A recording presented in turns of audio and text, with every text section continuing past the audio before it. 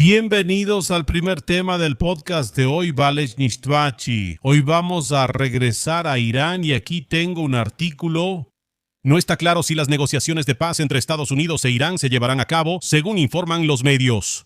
Solo quiero aclarar que el mayor problema ahí es que se acordó un alto al fuego, pero simplemente a las pocas horas Israel empezó a bombardear Líbano e Irán empezó a decir que así no, que eso es una tontería, ¿verdad? Se supone que hay un alto al fuego, pero Israel dijo, oye, en el alto al fuego no se dice nada sobre Líbano, nosotros venimos ahora a bombardear Líbano y ustedes resuélvanlo como necesiten entre ustedes mismos. En general, Israel estaba realmente molesto por ese alto al fuego, lo calificaron como algo terrible, como una tragedia, porque en Irán realmente no se logró nada, si es que se logró algo. Y dado que Irán quiere que el alto al fuego también incluya a Líbano, Israel no lo quiere y además odia ese alto al fuego. Lo más probable es que siga bombardeando Líbano y de hecho lo sigue bombardeando, matando a cientos de personas cada día. Y básicamente se puede demostrar que Israel odia el alto al fuego y quiere que la guerra continúe. Así que hará todo lo posible para que Irán y Estados Unidos no lleguen a un acuerdo de paz. Así que, en mi opinión, esto es como una introducción a lo que está pasando.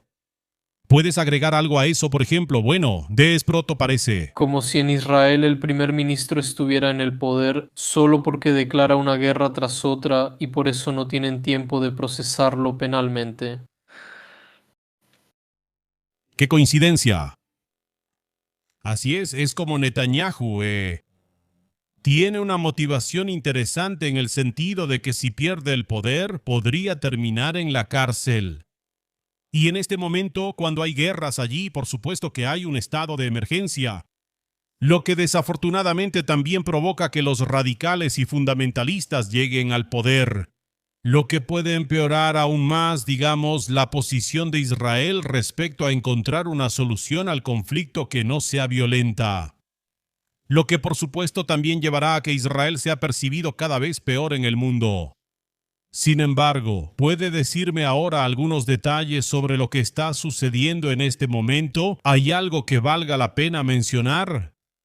Sobre el alto el fuego, sobre la paz que está pasando ahora mismo en Medio Oriente. También en Líbano, también en Israel. ¿Algunos acontecimientos recientes? Digamos que Netanyahu es un excelente primer ministro en tiempos de guerra. Bueno, Definitivamente lo es. definitivamente sabe cómo dirigir una guerra y gobernar el país durante ella. Y él sabe que mientras siga luchando por Israel, la gente lo mantendrá en el poder, incluso si eso significa tener, como dijiste, extremistas en el gobierno. Podemos notar eso al menos en algunas personas, si no me equivoco, Smotrich y Ben-Gvir, esos son los dos principales, como los extremistas en el gobierno. Sí, en el gobierno. Esos son los nombres. Creo que incluso son personas que aprobaron o apoyaron el terrorismo, por supuesto el terrorismo judío, no el musulmán o árabe. Así que realmente son unos pillos, sí, ahí está. ¿Terrorismo bueno o terrorismo malo? Claro, por supuesto. El buen terrorismo es aquel del que yo me beneficio, ¿verdad? Sí. Exactamente. Sí. Así que digamos Israel simplemente la está fomentando así. Ajá. Y en esa región y también gracias al apoyo de Estados Unidos, simplemente es el único país que tiene algún sentido estratégico y mantiene la zona como si estuviera en jaque. Aquí hay que decir o tal vez agregar que Israel en este momento está llevando a cabo una invasión terrestre en la parte sur del Líbano.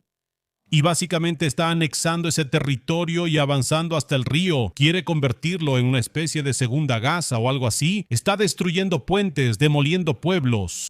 En general uno podría decir que es difícil decir si es genocidio, probablemente no sea genocidio, pero simplemente es la expulsión de la población, definitivamente es un acto criminal. Una operación militar especial, por así decirlo.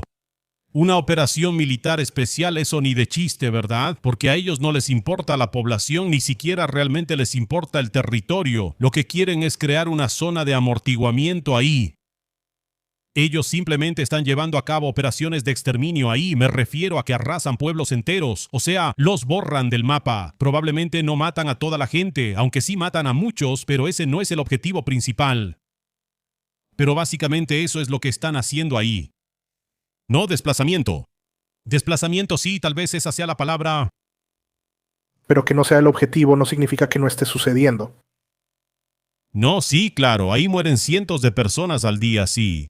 Eso es lo que afirma Israel. Que en su mayoría se trata de simpatizantes de Hezbollah y que esos pueblos apoyaban el terrorismo, pero no hay pruebas de eso, sí, simplemente es una declaración del ejército.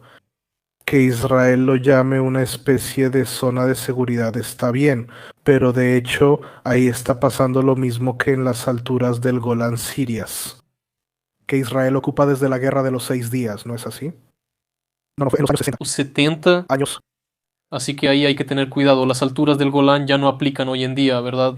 Porque la zona de amortiguamiento ya no son las alturas de Golansky, la zona de amortiguamiento se movió más allá después del final de la guerra civil en Siria. Israel simplemente va mordisqueando a sus vecinos poco a poco. Sí, es cierto que si miramos aquí el mapa, por supuesto el Syria Life UA Map, las alturas de Gulansky están delimitadas por esa línea azul gruesa, termina aquí en Alkventra, si no me equivoco. Pero la influencia israelí llega más lejos, ocupan otras aldeas, así que están tomando cierto territorio aquí. Y por ejemplo, Khan Arnava es justamente un lugar que Israel anexó. Por lo tanto, el gran Israel está surgiendo aquí lenta pero seguramente. Un pedazo de Siria, un pedazo de Líbano. Y quién sabe de dónde se va a arrancar otro pedazo, ¿verdad? Si habláramos inglés podríamos decir que Israel quiere peace. Un pedacito de Polonia. Un poco de peace de Polonia, sí, un poco de peace de Líbano.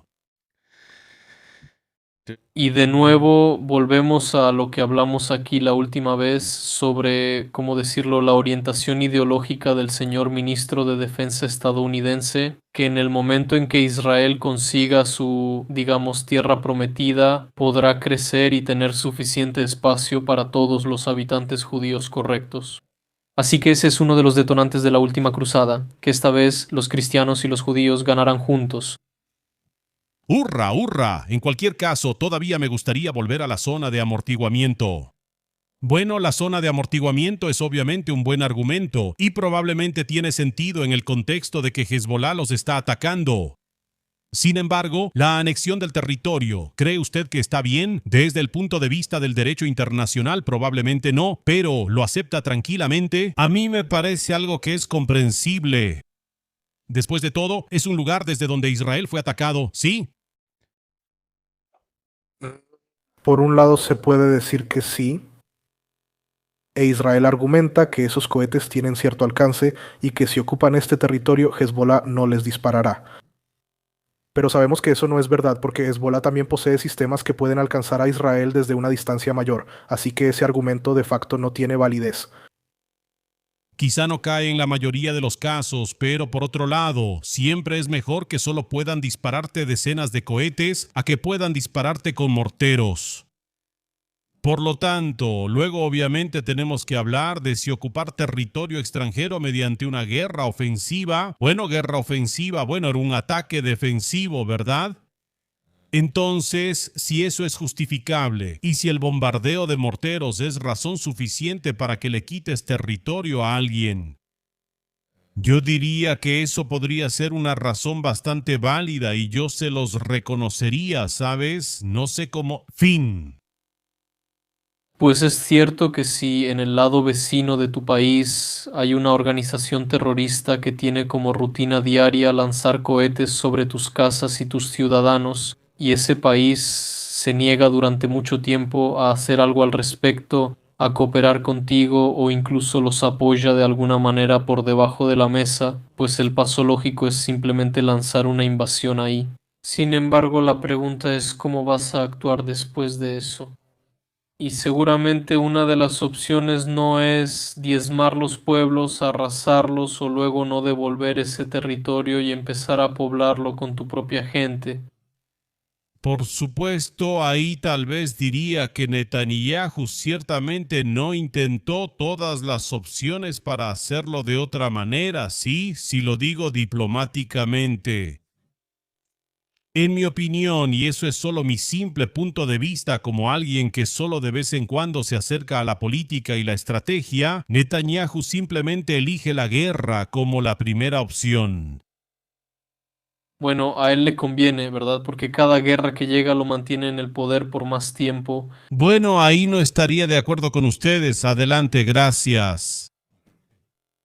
Y porque aquí Israel eligió por sí mismo intentar la única opción que, según ellos, les quedaba y que han estado aplicando durante los últimos 40 años, que es entrar al sur del Líbano, ocuparlo por un tiempo, básicamente limpiar el territorio y luego retirarse, para que inmediatamente después Hezbollah se instale ahí de nuevo. Si mal no recuerdo, lo intentaron 3 o 4 veces y 2 de esas veces provocaron una guerra civil en Líbano, lo cual también es un riesgo ahora, ya que no es que el gobierno o el ejército libanés no quieran hacer nada al respecto, pero el hecho de que Israel no les ayude y ataque su territorio, de hecho reduce, ¿cómo lo diría? No la capacidad de defensa, pero sí la capacidad del ejército para actuar contra Hezbollah, porque por supuesto Hezbollah también es una organización política que tiene cierto poder en ese país. Sí, Líbano es un gran ejemplo de un lugar donde realmente la política de cristianos y musulmanes funciona en conjunto. Sí, cristianos y musulmanes. Sí, de facto cristianos, chiitas y sunitas. Ahí viven como si fuera bajo una sola bandera y está dividido ahí. Creo que el presidente es cristiano, el primer ministro es musulmán sunita y el presidente de algún tipo de asamblea es musulmán chiita, no estoy seguro ahora. Sí, y el hecho de que simplemente ataques ese país y desestabilices ese sistema, eso no lo resuelve Hezbollah. Hezbollah, eso no va a resolver el problema.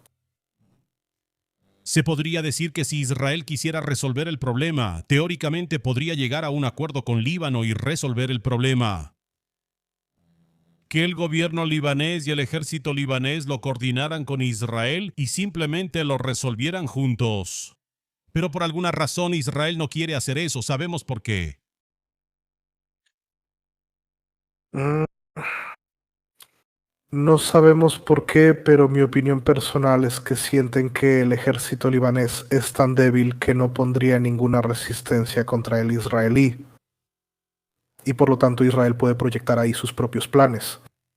Claro, entonces básicamente en vez de que Israel haga algo bueno por Líbano, si lo digo así, y también se beneficie de eso, simplemente dice, oye, ¿por qué básicamente no podría ir con todo, verdad? Si el Líbano no es capaz de hacerme frente de ninguna manera, entonces simplemente haré lo que quiera. Así es como lo veo, sí.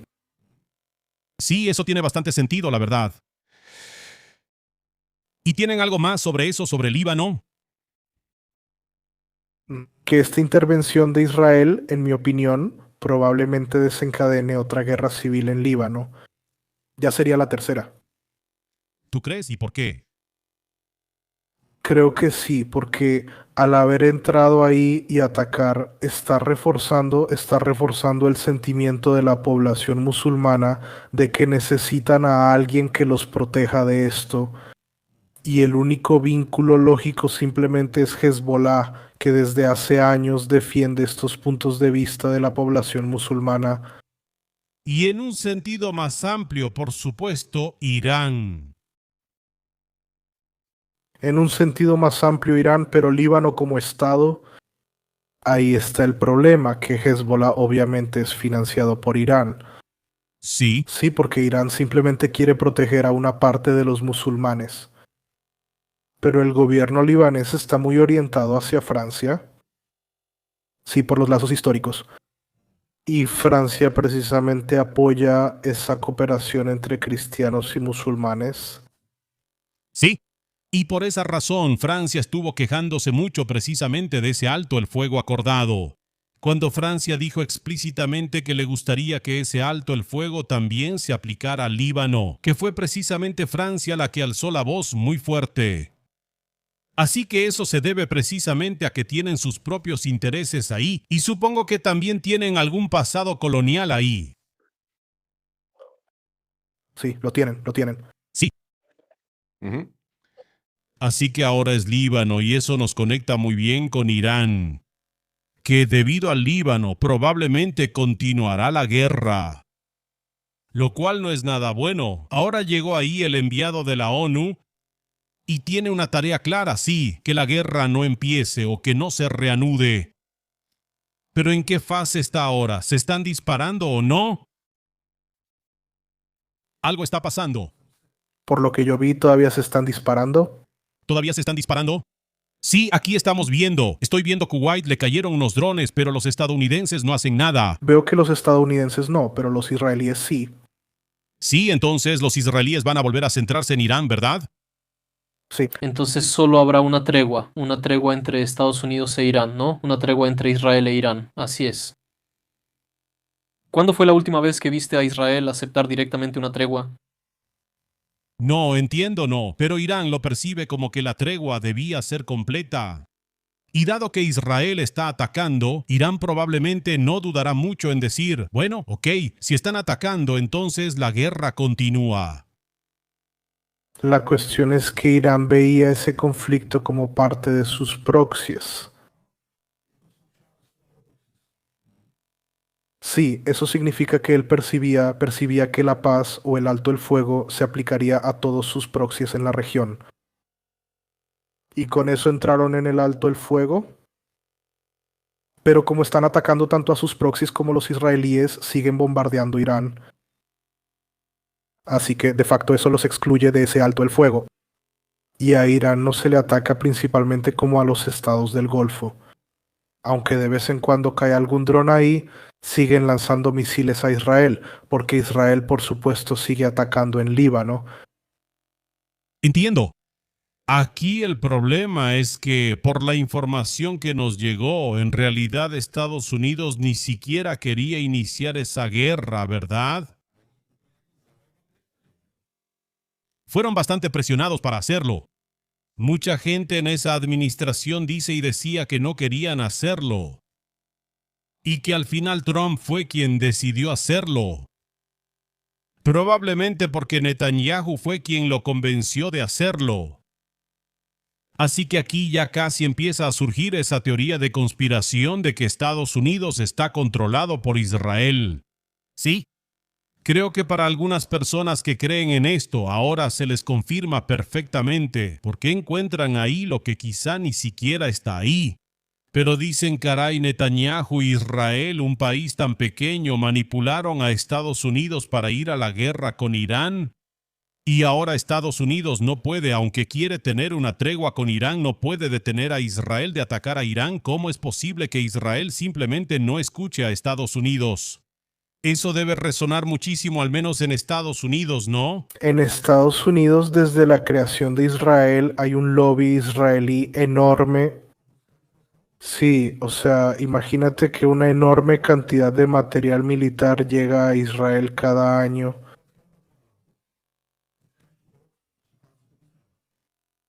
Es uno de los países que recibe más fondos estadounidenses y material bélico de Estados Unidos.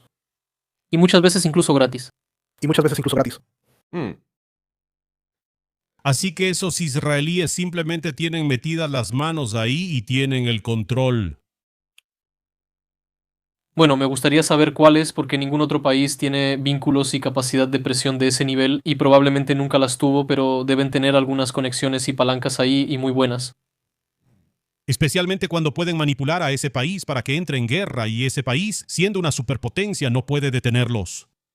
A eso se le llama política soberana. En cualquier caso, ¿qué significará si en este momento se rompe el alto el fuego? Porque yo supongo que el alto el fuego será roto, que simplemente no va a durar, porque casi me parece que si el alto el fuego no se aplica también a esos grupos proxy, entonces para Irán efectivamente no tiene sentido, porque Irán en esta guerra simplemente tiene la ventaja gracias a que tiene algo más fuerte e interesante que las armas nucleares. dólares, y a eso se le llama el estrecho de Hormuz y los precios del petróleo, que en este momento simplemente siguen jugando a favor de Irán. Tienes razón. En esta guerra el ganador es Irán. No es que él mismo lo quiera o que esté ganando la guerra, pero sale como ganador debido a la incapacidad de los Estados Unidos para alcanzar los objetivos que se propusieron. Subtítulos, y no solo los objetivos. Que se propusieron, sino también los objetivos que serían convenientes, es decir, el funcionamiento del petróleo, ¿verdad? Porque el funcionamiento del petróleo ni siquiera estaba entre esos objetivos. Esos objetivos eran sobre la energía nuclear, esos objetivos eran sobre el cambio de régimen y ahora en realidad están luchando con muchas dificultades para que el petróleo fluya y el petróleo no está fluyendo. Claro, ellos se lo imaginaban simplemente al estilo vaquero. Vamos a llegar ahí, bombardeamos todo y ellos simplemente se rendirán y querrán comerciar con nosotros. Subtítulos. Me parece que este es un error súper común, que todos siempre empiezan una guerra pensando que será por un momento, que será rápida y sencilla. De hecho, los rusos entraron de manera similar y al final los ucranianos también, cuando hicieron su famosa contraofensiva que casi no movió el frente en absoluto. Me refiero en dirección a Zaporilla o desde Zaporilla hacia Crimea y así sucesivamente, ¿sí? Y me parece que este patrón de Lucas IV se nos está repitiendo un poco aquí en casa, gente en casa. Este Lucas IV creo que se ha estado repitiendo aquí en los últimos tiempos, como desde que empezó la guerra. 10.000 años simplemente, sí. Pues de alguna manera sigue teniendo sentido que no empieces una guerra que crees que será larga, sangrienta e innecesaria, ¿verdad? Seguro que al principio de la Guerra de los 100 años no decían, bueno, solo faltan 2 generaciones más, y seguro que vamos a ganar. Claro. De hecho, todos están apostando a que para Navidad estarán en casa, ¿verdad?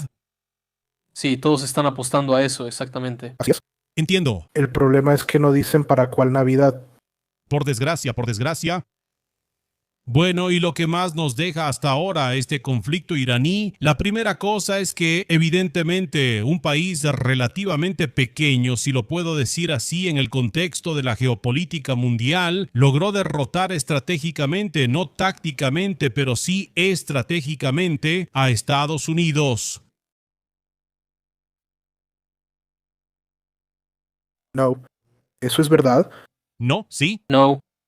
Pues nos da un buen golpe, pero de manera muy efectiva. Eso también lo logró Afganistán, ¿no? O sea, derrotar a los Estados Unidos no es tan difícil, obviamente. Sin embargo, Irán se ganó bastante respeto, diría yo, incluso entre sus aliados Rusia, China y así sucesivamente.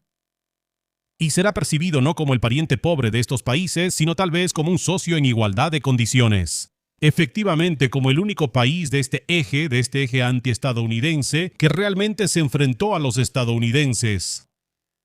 Y aunque no tuvo éxito militarmente, sin duda obtuvo mucha información sobre cómo trabajan los estadounidenses en combate.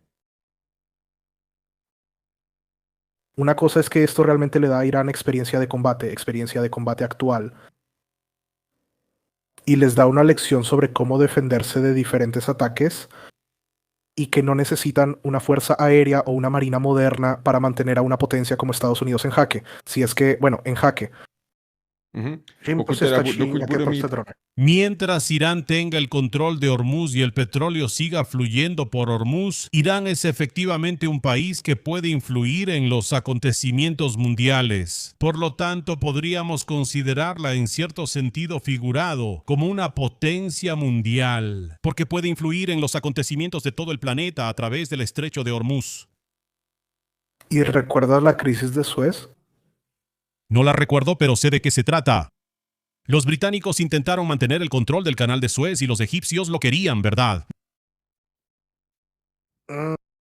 También, y luego vino la invasión al Sinaí por parte de los franceses e israelíes, ¿verdad? Pues sí, el canal de Suez es simplemente clave para el transporte marítimo. En el momento en que lo cerraron, el comercio global simplemente se vino abajo y colapsó. Sí, algo similar podemos ver en el estrecho de Hormuz. Entonces, los estadounidenses después de esas semanas anunciaron que su objetivo era reabrir ese estrecho. con lo cual Irán de hecho estuvo de acuerdo bajo ciertas condiciones. Y además de eso quiere cobrar peaje a los barcos que transporten petróleo y a los demás barcos que pasen por ahí. So, Sheko, Aquí es necesario decir que no tiene derecho a eso, porque existe algo como el principio de libertad de navegación, sí, pero como que el derecho, ese derecho debe ser exigible. el derecho debe ser exigible, ¿no? Y en este caso no lo es. Eso, Eso significa que aunque Irán diga, ok, vamos a complacer a Estados Unidos y vamos a abrir el estrecho para la navegación, vamos a cobrar un peaje por eso. Eso significa que ellos van a cobrar ese peaje y por lo tanto recibirán otra fuente de dinero que financiará sus gastos militares y de armamento. claro. ¿Y qué podemos hacer? ¿Podemos imponer sanciones a Irán o atacarlos militarmente? Vaya, es casi como si ya lo hubiéramos hecho y eso nos llevó exactamente a esta situación, ¿no? Así que sí, tienes razón, en realidad no podemos hacer nada al respecto. Lo que sí podemos hacer es encontrar rutas alternativas, es decir, construir un oleoducto a través de la península arábiga, por ejemplo. Bueno, por ejemplo, hasta Israel, o incluso hasta el Mar Rojo, donde ya hay uno, pero con mayor capacidad y así sucesivamente. Eso sí lo podemos hacer, definitivamente. Pero a corto plazo con Irán probablemente no se puede hacer nada. No, no se puede. Bueno, todavía tenemos esas bombas atómicas. ¿Cómo que? Sí, bombas atómicas. Bueno, entonces lanza una bomba atómica sobre Teherán y mira lo que pasa. Sí, eso probablemente no, yo. Yo no fui quien tuvo esa idea. Ese fui yo, lo sé. Pero aún así... Ya que estamos en eso, accidentalmente podríamos dejar caer una sobre Bratislava. Sí, pero yo no lo apoyo, por supuesto. Aún así, hay que decir que en este momento Irán nos tiene a todos agarrados por las bolas. ¿Y saben qué es lo peor de todo esto? Que en realidad no es que no me moleste, pero no siento que haya perdido. Lo voy a explicar. Lo que pasa es que Irán no solo ganó estratégicamente, sino que, en mi opinión, también ganó en los corazones y mentes de, por ejemplo, 80 europeos, incluso del mundo, si me entiendes. Creo que cualquiera que no le caiga bien Donald Trump, en este momento no quiero decir que apoye a Irán, pero no le molesta que Irán haya ganado. Yo diría que muchos europeos disfrutan de la humillación de Estados Unidos. Y pagar por la gasolina como que nos vale la pena, si lo digo así. Pues no, Se trata de que disfrutamos ver cómo los estadounidenses sufren y solo nos cuesta los altos precios del combustible, y en realidad ese es un precio aceptable por ver cómo los estadounidenses la pasan mal, considerando cómo nos han tratado el último año, por ejemplo. sí, lo vemos, nos alegramos por los altos precios del combustible En 1900 al ver cómo los estadounidenses se ahogan en su propia mierda y eso nos obliga a diversificar más nuestras fuentes. Sí, el Pacto Verde está de vuelta, baby, por así decirlo. Sí, todo está relacionado con todo y tal vez seamos testigos de que las energías renovables no serán impulsadas por fanáticos verdes, si lo digo en el lenguaje de la derecha conservadora, sino más bien por la propia derecha conservadora que intentará independizarse de la influencia de países como Irán, que por supuesto ya no atacan de forma encubierta. Sí, que es ideológicamente completamente diferente, un enemigo absoluto. Pero en general se puede decir que tal vez las energías renovables simplemente no llegarán por la ecología, sino por la geopolítica. Que las echamos por la ventana y volverán por la puerta. Es un giro interesante. Así es. Solo que, ¿a qué país europeo le molesta menos esta situación? No precisamente al que tiene la mayor proporción de electromovilidad y fuentes renovables. Órale. Lástima que no seamos nosotros, ¿verdad? Lástima que no seamos nosotros. ¿Y qué país podría ser así? Irlanda. Suecia. Entonces, ustedes están a favor de Suecia. Sí, pues simplemente los países escandinavos, por supuesto, sí. Ya, mira, Noruega probablemente sea la más probable de todas porque Noruega, por supuesto, ahora está ganando otra vez muchísimo dinero con el hecho de que puede vender sus productos. Y además de eso, diría que será precisamente Noruega la que tendrá una gran proporción de fuentes renovables. No son tontos y me puedo imaginar que Noruega es exactamente ese país que gana dinero exportando combustibles fósiles, pero que en realidad no los usa mucho porque sabe el desastre que son y que probablemente ahí no está realmente el futuro y que no quieres depender de eso completamente. Así es, sí. Noruega es uno de los mejores casos. Sí, también estaba Inglaterra, que ellos empezaron juntos a extraer petróleo y gas natural en el Mar del Norte. Sí. Y lo que hizo Gran Bretaña fue simplemente tomar ese dinero y gastarlo en inversiones que no les devolvieron nada. Noruega lo que hizo fue básicamente nacionalizarlo y usar las ganancias para el desarrollo del país. Eso significa mejorar la situación de la gente y así sucesivamente. Y ahora están en una posición en la que invierten más en fuentes renovables y en el desarrollo de combustibles de hidrógeno, pero venden estos combustibles fósiles porque no los necesitan tanto. Eso es inteligente, sí.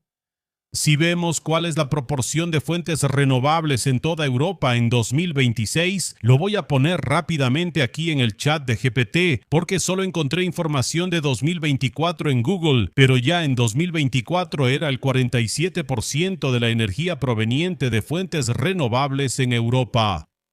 Sí, Y pregunto, ¿se cuenta la energía nuclear como fuente renovable en este caso? Pues no, simplemente no, porque no es renovable. sí. La Unión Europea tiene una participación del 25% en el consumo final total de energía, según el dato oficial más reciente. Sí, final. Ah, claro, claro. Así que es el 25% de toda la energía, incluyendo combustibles y todo eso. El 25% proviene de fuentes renovables. En cuanto a la electricidad, es el 47.3% para el año 2025. Las plantas solares y eólicas generan el 30% de las fuentes renovables. Ok, mira, tomémoslo así. En lo que respecta a Europa, el 25% de nuestras fuentes, o sea, de nuestra energía, de alguna manera será independiente de la importación de ciertos materiales y, bueno, materiales, ¿verdad? Combustibles y esas cosas. Así que una cuarta parte. En cuanto a la electricidad, ahí será un poco mejor, pero considerando que tenemos muchos vehículos de combustión, bueno, carritos, trenes y así, barcos, eso lo reduce otra vez. Pero el 25% no está mal. No está mal y creo que ayuda mucho a los precios. Es una base sólida y, bueno, aquí me toparía con lo que decía Kermit, que la energía nuclear no es una fuente renovable por definición. Eso es cierto, pero si recuerdo bien, la Unión Europea clasifica la energía nuclear como una fuente renovable. Como fuente verde, no estoy completamente seguro de cómo se considera renovable. ¿Sabes? Ese es el problema, que depende de cómo se manejen las estadísticas. Ahora mismo no podría decirlo con certeza. Oye, hablemos un poco más en general si no queremos perdernos innecesariamente en esos detalles. Seguro que la gente en el chat o en los comentarios podría complementar con alguna información como es realmente o investigarlo. Pero en este momento hay que decir que gracias a Dios por el Pacto Verde, ¿sabes? Porque si no fuera por eso, ahora seríamos mucho más dependientes de los combustibles fósiles. Y desde el inicio de la guerra en Ucrania se ha dado un gran salto en la construcción de fuentes renovables. Lo que principalmente quería decir cuando mencioné eso es que si hipotéticamente todos en la Unión Europea tuviéramos autos eléctricos, ni siquiera nos costarían esos precios altos de la electricidad, porque ya con el clima actual, cuando sopla el viento y por la tarde brilla el sol, todos cargaríamos a precio de mercado, que muchas veces está por debajo de cero, o sea, con valores negativos. Sí, pero esto es como eso de, perdón que te interrumpa, eso de sí, sí. Claro, si fuera así, podría ser más interesante. Aquí hay un argumento muy fuerte de que no puedes hacerlo o que ni siquiera se podía lograr, ¿sabes? Incluso si todos fuéramos por lo verde, no se podría lograr porque para que todos pudieran tener un auto eléctrico se tendría que cambiar masivamente la infraestructura y esos son simplemente proyectos de miles de millones de euros que no se pueden hacer en unos pocos años y la manera en que se puede cambiar a fuentes renovables o a fuentes soberanas, como tal vez yo lo llamaría. Es una palabra más bonita, ¿no? Fuente soberana. Fuente soberana de la justificación. ¿Qué? Que suena bonito. Sí, a la gente le va a gustar eso. Cambiar a fuentes soberanas no será algo que de repente trabajes 5 años y de la nada pases al 100% a fuentes soberanas, pero en el momento en que, por ejemplo, tengas la reconstrucción del estacionamiento de un centro comercial, pues de una vez le agregas que ahí vas a agregar algunos cargadores. Cuando vayas a hacer la reconstrucción de una carretera, de una vez vas a poner algunos cables para reforzar la red eléctrica. Cuando vayas a hacer la reconstrucción de las líneas de alta tensión, de una vez lo vas a adaptar a los nuevos estándares, justo a cómo debe ser esa red diversificada, para que no sea tan centralizada, una red descentralizada, para que sea más resistente a apagones, a sabotajes y a esas cosas.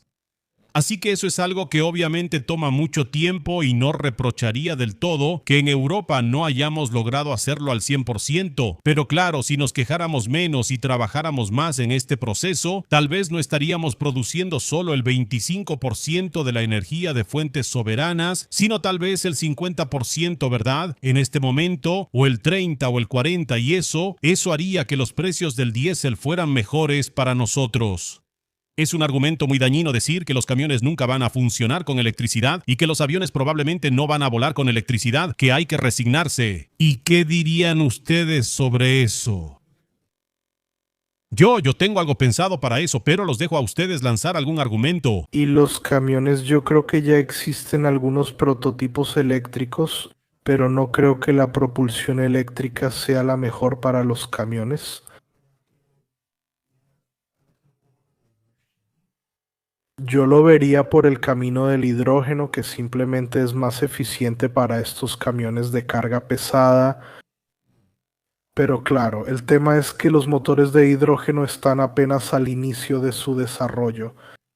Sí, piensa cuánto tiempo tuvimos que invertir en el desarrollo del motor de combustión antes de que llegara al nivel en el que está ahora. El desarrollo, claro, 100 años. ¿Son como cuántos? ¿100, 180 años? No, 100 años desde la primera, si tomamos como referencia el desarrollo más masivo del automovilismo, fueron los años 20, ¿no? Sí, todavía primario, sí. Sí. No. Digamos unos 100 años, sí. Sí, y fíjate que los motores de hidrógeno se han estado desarrollando apenas los últimos 5 o 10 años como máximo. Mira, no quiero desanimarte, el motor de hidrógeno es algo muy bueno, pero el problema es que para producir suficiente hidrógeno para mover un auto, ¿Consumes electricidad? entonces consumes electricidad y ya es negativo. O sea, ellos lo intentaron, lo calcularon y les salió en números rojos. Tienes que invertir más energía en la producción de ese hidrógeno de la que realmente eres capaz de meter después en el auto. Así que en realidad es más fácil simplemente cargar el auto y andar con electricidad. Ajá. Y aquí está el problema, que necesitas la batería, ¿verdad?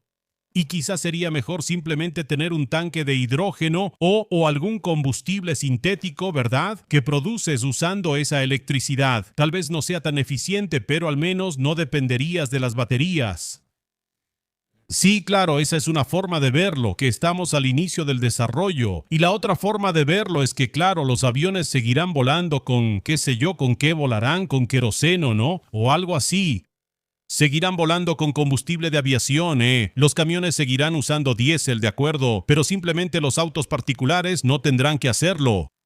Y por esa razón habrá más combustible para los camiones y para los aviones, así que no se necesitará tanto petróleo y no seremos tan dependientes, ¿verdad? Sí, entonces mira, efectivamente será más barato.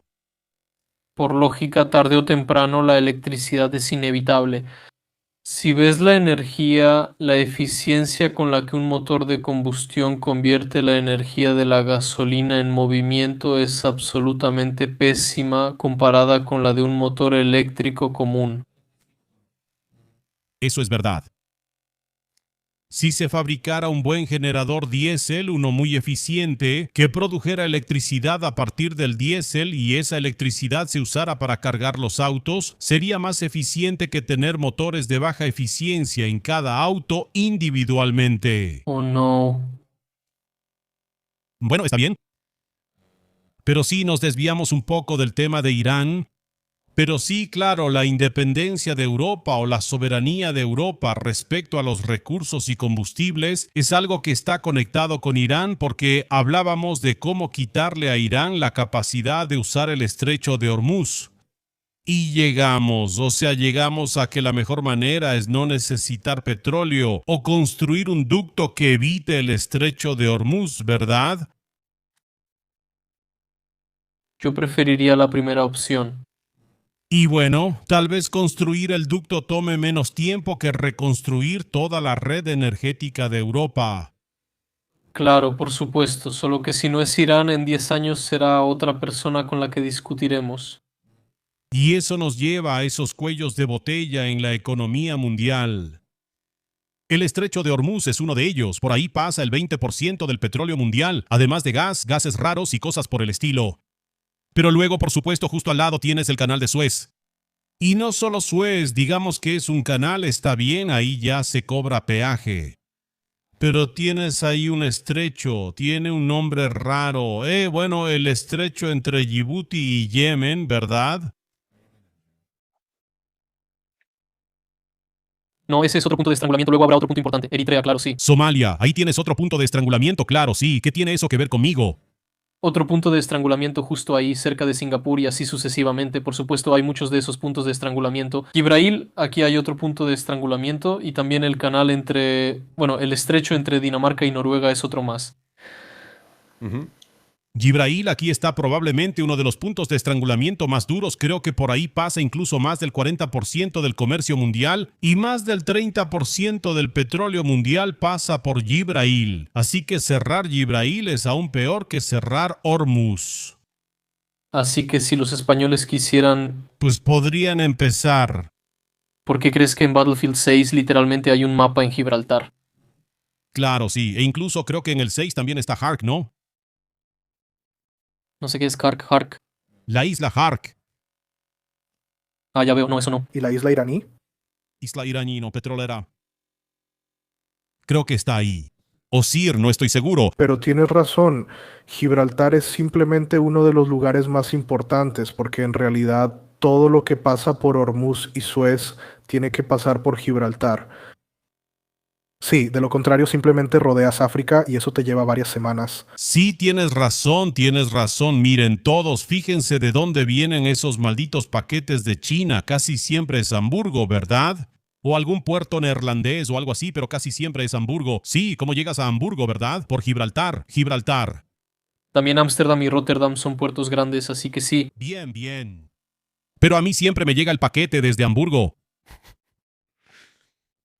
A mí, por ejemplo, me llega por Rotterdam. No, mira eso. Pero incluso a Rotterdam llegas pasando por Gibraltar, ¿verdad? Sí, por supuesto que sí, sí. A menos que sea un paquete de América, claro. Así que a mí no me llegan paquetes de China, así que no puedo contar mi experiencia. ¿No te llegan paquetes de China? Yo no pido en Temu, ni en aplicaciones similares. ¿Ay, entonces no tienes a tu propio agente chino que se encarga de ti? No, por convicción no uso este tipo de aplicaciones. Ok, yo tampoco he comprado nada en China, directamente en China desde hace mucho tiempo, pero por supuesto compro muchos productos chinos. Ahora es importante e interesante para un liberal perfecto. Perdón, ¿puedes repetirlo? Och es el prototipo del liberal perfecto. Ajá, eso nunca lo diría de mí mismo. No tiene sentido. Que los españoles ataquen a Gran Bretaña, jaja, ¿cómo sabes? ¿Cómo que no tiene sentido que alguien haga cualquier cosa? Por supuesto, nada tiene sentido hasta que sucede. Sí, atacar a Ucrania por parte de Irán no tenía mucho sentido. ¿Y dónde estamos ahora, verdad? Atacar a Irán no tenía sentido, eso era una tontería. Entonces sabemos sobre Irán, ¿verdad? Y por supuesto, otro punto interesante sobre Irán es también Madagascar. Porque entre Madagascar y Mozambique tienes el canal de Mozambique. En este momento Madagascar está bastante lleno de rusos. También tienen armas e influencia. Y por supuesto ahora hay muchas mercancías navegando alrededor de Mozambique porque pasar por Suez es peligroso debido a los hutíes, así que ahora todo está un poco dividido. Y casi parecería que los rusos están preparando el terreno para que, si se cierra Suez o si el Mar Rojo se complica, ellos puedan complicar aquí el canal de Mozambique. ¿Tú crees que realmente el rey Yelimán ahora está del lado del estrecho o qué? Mira, el rey Yelimán está totalmente del lado del estrecho. Ahí tiene a Putin tallado en un baobab. Y ahora en serio, tengo información de personas que tienen conocidos en Madagascar, de verdad, y son unos rusos increíbles. O sea, si hay rusos en algún lugar de África, hoy en día es en Madagascar. No, ¿Están en más lugares? están en más países, pero también están en Madagascar. Allí, si no me equivoco, hubo un golpe de estado recientemente. No, algo está pasando allí militarmente, sí. No, claro, allí derrocaron al presidente. Y eso también es un chiste hermoso, cuando el presidente llamó a la guardia para que protegiera a la república y la guardia llegó y derrocó al presidente. No den ideas a Chequia. Eso no es una inspiración, es una noticia que sucedió. Sí, A veces simplemente pasa así. el rey Yelimán fue derrocado, sí, el rey Yelimán ya no es rey. Así es. Muy bien, vamos a resumir esto de Irán. Estados Unidos todavía no ha llegado al final de su camino. Irán puede sentirse bien porque se ganó su lugar bajo el sol, defendió su existencia. La población iraní probablemente puede sentirse realmente mal y sinceramente, yo ahora me interesarían también las opiniones de los iraníes porque cuando todo esto empezó, en todos lados había algunos iraníes que decían algo.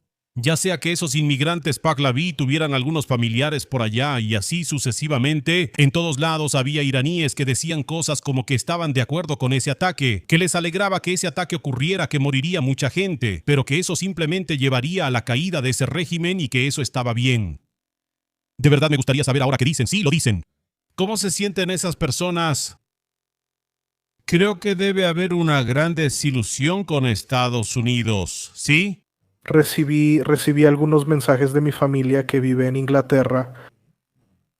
Ellos ya viven ahí desde hace unos 15 años y viven en lo que yo diría que es como un pequeño Irán, algo así como una pequeña Badia. O sea, en una especie de zona sin ley, ¿sí? ¿O cómo? No es una zona prohibida. Simplemente es como un barrio persa, sí, digamos. No, hay muchos indios, pakistaníes, algunos iraníes y así. Así que en Londres, Así que Londres. Sí, está cerca de Londres. No, sí, no. eso correspondía. Y cuando hablaban decían que la gente lo apoyaba porque pensaban que podía tener algún impacto y que podría librarlos de ese régimen.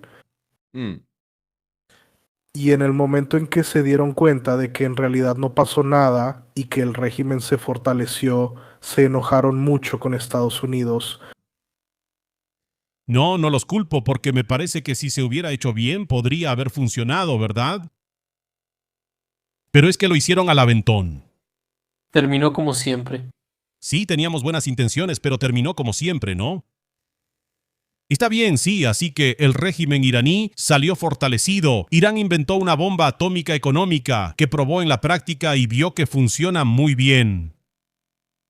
No existe motivo para la guerra. Los estadounidenses siempre dicen algo como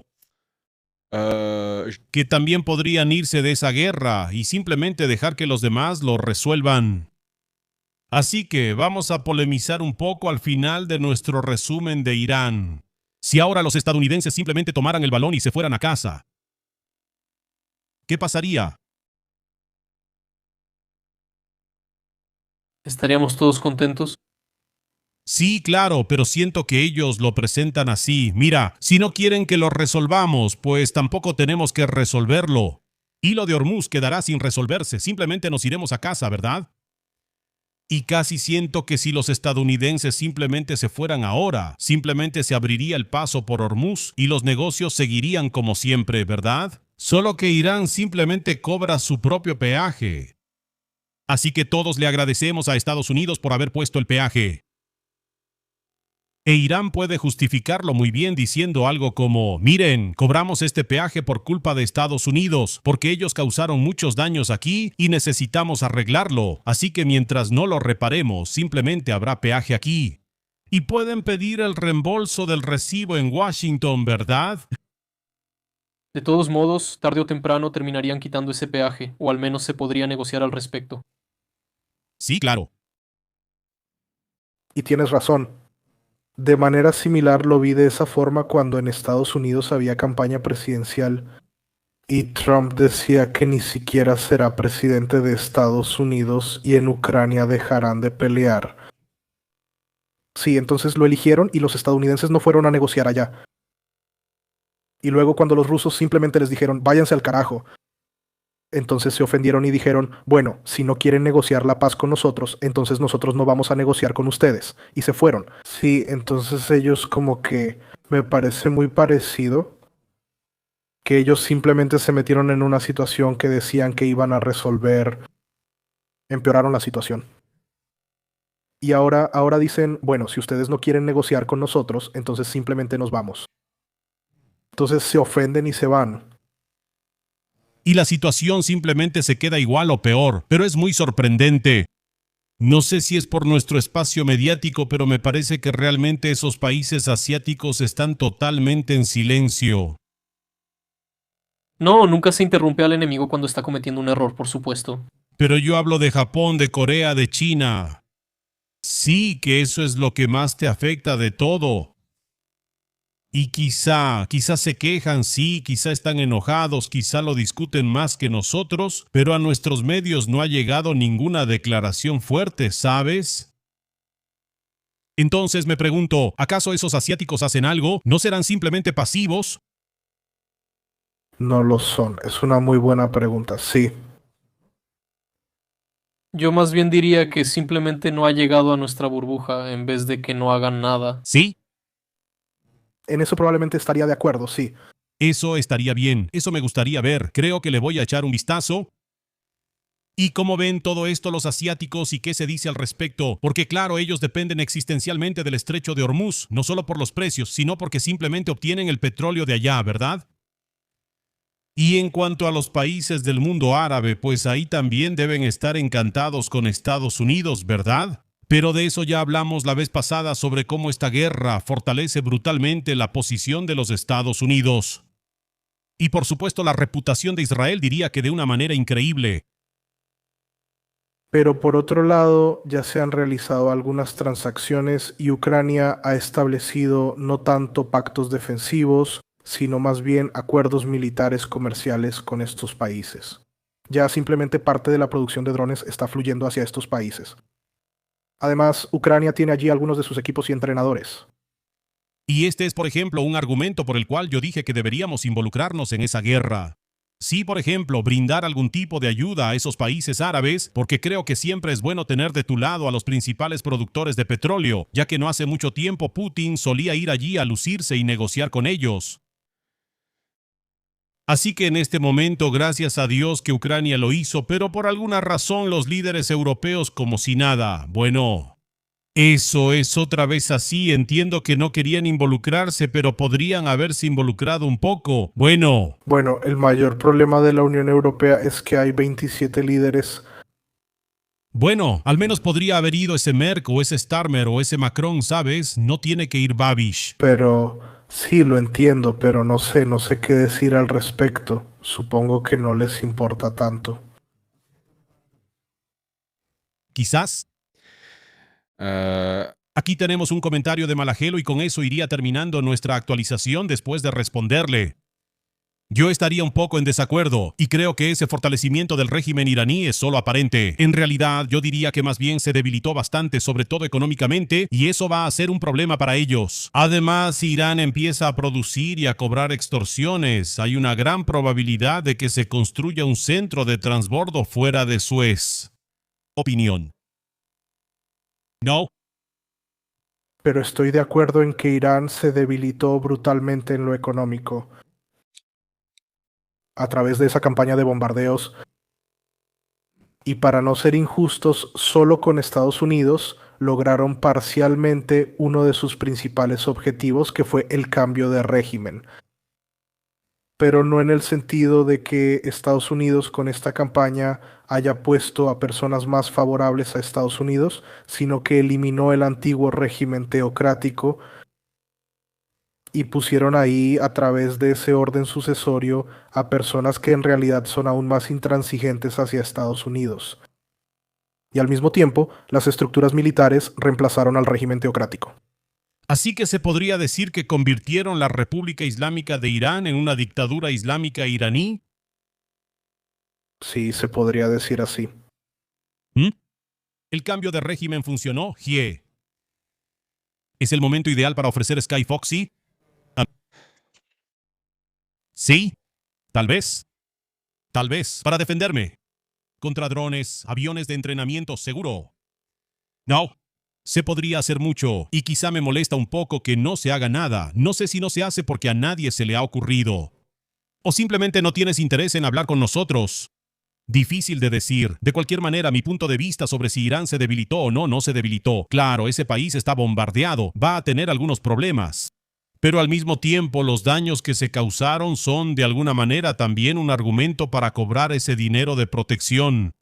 Basado en este desorden que causaron los Estados Unidos ahí, yo diría que Irán va a ganar una enorme simpatía de muchos países, porque de manera similar a cuando vemos imágenes de Ucrania de cómo bombardearon escuelas ahí, Irán tiene imágenes parecidas que va a mostrarle a quien sea. Así que van a fortalecer mucho en cuanto a su soft power, en cuanto a su influencia en el mundo, sí van a fortalecerse. Y con base en eso podrían construir esa fuerza económica bastante rápido. Si, por ejemplo, ahora se fortalece la cooperación entre Irán y China, sí, China seguramente va a necesitar y Rusia también seguramente va a necesitar o va a querer el know-how sobre cómo luchar contra los estadounidenses, sobre información. Yo diría que Irán, por supuesto, tiene problemas, pero al mismo tiempo tiene muchas cartas que puede jugar para que esos problemas dejen de ser problemas rápidamente y para que básicamente se pongan en una mejor posición de la que estaban antes de la guerra. Esa es mi opinión. Hay una cosa en la que estoy de acuerdo contigo al 100%. Mencionaste a China ahí. China es conocida por desarrollar su asociación estratégica durante los últimos 15 años, principalmente en África, y otorga préstamos y construye infraestructura en África a cambio no de dinero, sino de materias primas. Y un Irán bombardeado es para ellos un enorme mercado. Sí, eso es cierto, y ya tienen construida una vía férrea directamente a Irán, así que tal vez solo haría falta ampliarla para que puedan fluir aún más cosas hacia allá. Sí, eso significa que China abrirá otra ruta, porque también Irán, y al mismo tiempo sabemos que China construyó un enorme puerto en Israel. Así que China se va abriendo camino por todo el mundo de una manera muy inteligente. El plan Marshall para Irán, un negocio redondo. Quizás. Bueno, veremos cómo sigue esto. En cualquier caso, esta es la situación actual en Irán. Te agradezco por el análisis, por platicar sobre esto. Y ya mencionamos varias veces a Ucrania, así que creo que en este momento está bien despedirnos de Irán. Decirles que la grabación completa del stream la pueden encontrar toda junta si son miembros o si están suscritos en Hero. Y ahora vamos a ver ese otro tema. Así que den like, compartan, comenten, háganse miembros y suscríbanse en Hero. Ah, sí, continúa el stream en el que también se hizo este análisis.